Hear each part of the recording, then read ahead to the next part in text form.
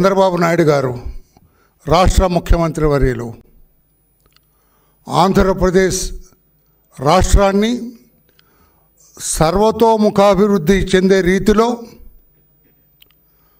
పరిశ్రమలు తీసుకురావాలి. రాష్ట్రానికి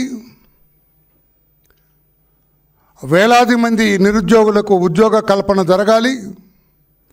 అన్ని రకాలుగా రాష్ట్రం అభివృద్ధి చెందాలని ఒక లక్ష్యంతో దావోస్కు వెళ్ళటం, చంద్రబాబు గారితో పాటు ఐటీ శాఖ మంత్రులు నారా లోకేష్ బాబు గారు తదితర బృందం దావోస్ వెళ్ళటం మనందరికీ తెలుసు. క్షణం తీరిక లేకుండా దావోస్లో వారు పడిన శ్రమ, వాళ్ళ ఆరాటం, వాళ్ళ అభిమతం అంతా కూడా రాష్ట్రానికి పెట్టుబడులు తీసుకురావాలి, పరిశ్రమలు తీసుకురావాలి, నిరుద్యోగ బిడ్డలకి ఉద్యోగ కల్పన జరిపించాలి, రాష్ట్రాన్ని అన్ని రకాలుగా అభివృద్ధి చెందే రీతిలో చూడాలనేది వారి తపన. విజన్ 2047 అమలు చేయాలని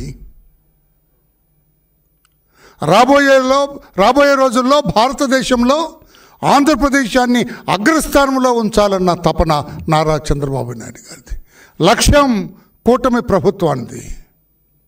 లోకేష్ బాబు గారు కూడా తనకున్న శక్తియుక్తులన్నీ, తనకున్న జ్ఞానం మొత్తాన్ని కూడా అక్కడ పెట్టి రాష్ట్రంలో పెట్టుబడులు తీసుకురావడానికి పడుతున్న తపన అభినందనీయం, వర్ణనాతీతం అని చెప్పి కూడా నేను తెలియజేస్తున్నా.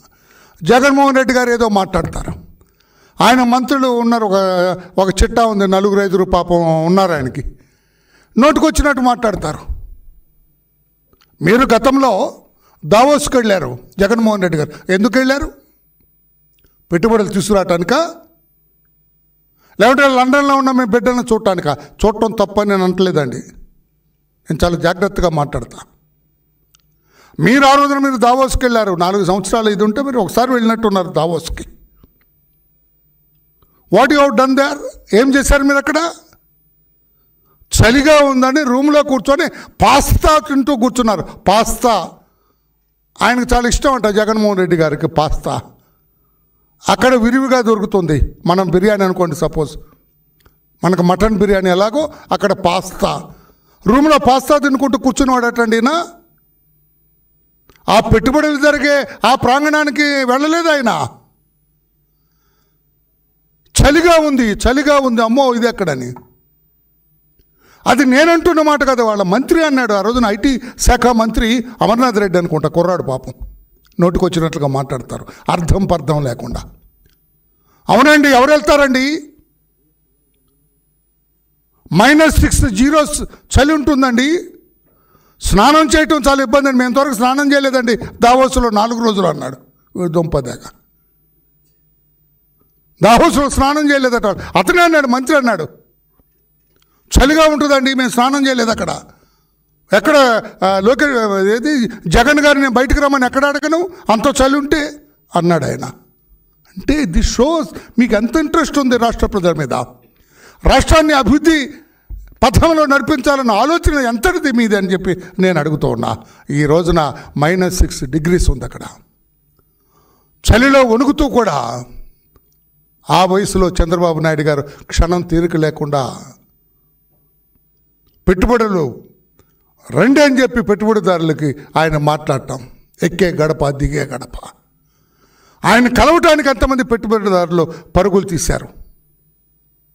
Bill Gates, I'm very happy to see you mister CBNG అన్నారు ఆయన. మిమ్మల్ని ఎవరు అన్నారా? జగన్ గారు మీరు వస్తే దూరంగా వెళ్ళారు, ఎక్కడ కమిషన్లు కొడతారోనని. నిజం కాదా? చంద్రబాబు నాయుడు గారికి స్వాగతం పలికారు ప్రతి టెంట్లో కూడా. మేము వస్తాం, పెట్టుబడులు పెడతామని స్వాగతించారు చంద్రబాబు నాయుడు గారిని. అది చంద్రబాబు నాయుడు గారికి మీకు -6 చలిలో కూడా ఆయన రాష్ట్ర అభివృద్ధి కోసం, రాష్ట్ర సంక్షేమం కోసం ఆయన పాటుపడ్డారు. లోకేష్ బాబు గారు చలిలో -6 చలిలో ఆయన పరుగులెత్తుతూ టెంట్కి వచ్చాడు. ఆయన కారు ఎదిరిపోయి ట్రాఫిక్లో ఇరుక్కుపోయిందని నడుస్తూ వచ్చాడు, ఆయన పరుగులు తీస్తూ వచ్చారు. మీలాగా రూమ్లో కూర్చొని పాస్తా తినలేదు ఆయన. చలిగా ఉందని మీరు ఆ టెంట్కు, ఆ ప్రాంగణానికి కూడా వెళ్ళలేదు. మీరు మాట్లాడతారా? చంద్రబాబు నాయుడు గారిని, మా లోకేష్ బాబు గారిని ప్రశ్నిస్తారా? మీకు ఏమి రైట్ ఉంది మిస్టర్ జగన్ అని చెప్పి నేను అడుగుతున్నా. మీకేం అధికారం ఉంది మిస్టర్ జగన్ అని చెప్పి నేను జగన్ అండ్ టీమ్ అని చెప్పి కూడా నేను అడుగుతున్నాను. నేను నిజం కాదా? మీరు ఆ రూమ్లో కూర్చొని పాస్తా తింటూ కూర్చున్నది నిజం కాదా? వెరిఫై చేద్దామా? మీరు ఏం ఆర్డర్ ఇచ్చారో ఆ రోజున, ఏ టైంకి ఆర్డర్ ఇచ్చారో ఉంటుంది కదా. హోటల్ బిల్స్ వెరిఫై చేస్తే ఉంటుంది ఏ టైంకి ఇచ్చారు. అక్కడ ప్రాంగణంలో అంత అడావుడు జరుగుతుంటే మీరు ఇక్కడ పాస్తా తింటూ కూర్చున్నారు. చెప్పగలరా మీరు కాదని? చలి ఎక్కువ, స్నానం చేయటం ఇబ్బంది అని చెప్పి మా నాయకుడు, ఈ కోడిగుడ్డు బ్యాచ్, ఏమరా మీరు ఏం తెచ్చినారా బాబు, మీరు దావోస్ వెళ్ళారు కదా మీరు మీ నాయకుడు అని అడిగితే, ఈ కోడిగుడ్డు మంత్రి అమర్నాథ్, ఇప్పుడే గుడ్డు దొరికిందండి మాకు, అది పెరగాల, పెద్దవాళ్ళ, పొదగాల, అప్పుడంటే ఎన్నేళ్ళు అవుతుంది, కోర్టుకి పడితే మళ్ళీ బయటకు పోయినారు. మళ్ళీ ఇప్పుడప్పుడే మిమ్మల్ని ఆంధ్రప్రదేశ్ వైపు చూడనివ్వరు ప్రజలు. మీ సంగతి అంతా తెలిసింది, అవినీతిమయం మీది, మీ పరిపాలన అస్తవ్యస్తమని తెలిసింది. ఇంకా మరలా మీకు ఆశలు ఉన్నాయంటే ఇంకా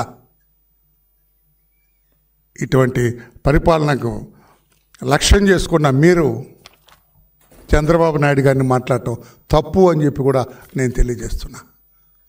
మీకు హక్కు లేదంటున్నాను నేను. మీకేం హక్కు ఉంది?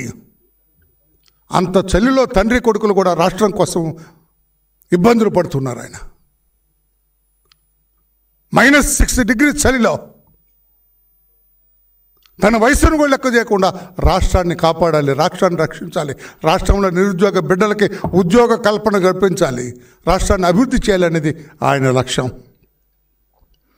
ఆ రోజున చంద్రబాబు నాయుడు గారు 14-19 సంవత్సరాల మధ్యలో సన్ రైజ్ ఏపీగా ప్రకటించి దేశానికి పరిచయం చేస్తే జగన్ రెడ్డి గారు ఏపీ బ్రాండ్ని కుప్పగొల్చారు, డార్క్ ఏపీగా మార్చారు.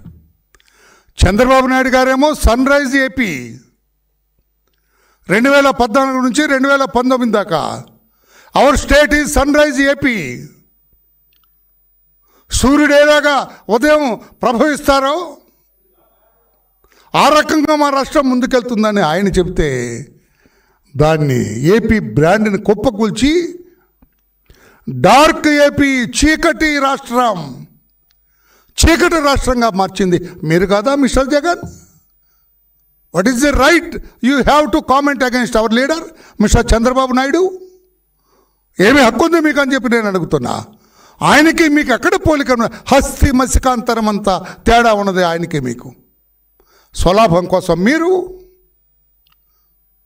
ప్రజల అభివృద్ధి కోసం వాళ్ళు.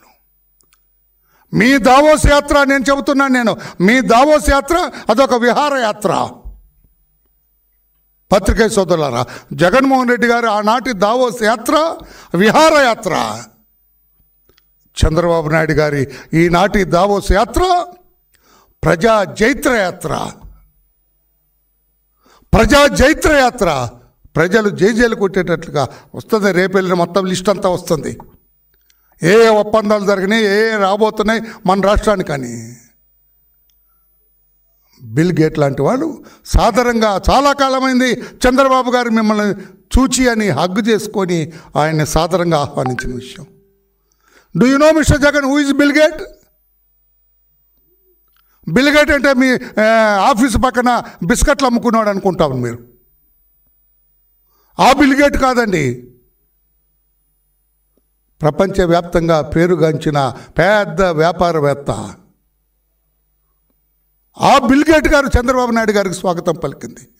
Did you ever see mister Bill Gates? మీరు ఎలా మాట్లాడతారు చంద్రబాబు నాయుడు గారి గురించి అడుగుతున్నాను నేను. కమిషన్ల కోసం మీరు కకృతపడిన విషయం తెలిసి మీ దగ్గరికి ఎవరు రాలేదు అసలు. అది దావోస్లో మీరు వెళ్ళిన ఏడాది మీ దగ్గరికి ఎవరైనా వచ్చారా? ఒప్పందాలు చేసుకున్నారా? ఇతనే ఆంధ్రప్రదేశ్ రాష్ట్ర ముఖ్యమంత్రి అని ఎవరైనా అన్నారా మిమ్మల్ని దావోస్లో? లేదే. చంద్రబాబు నాయుడు గారిని ఎగతాళి చేస్తారా?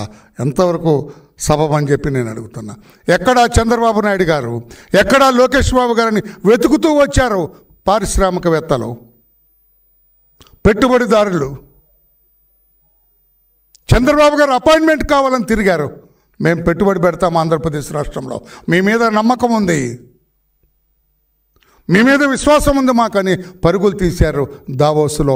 అర్థం చేసుకోండి మిస్టర్ జగన్ అని చెప్పి కూడా నేను తెలియచేస్తున్నాను. నేను ఖాళీగా ఉన్నాను.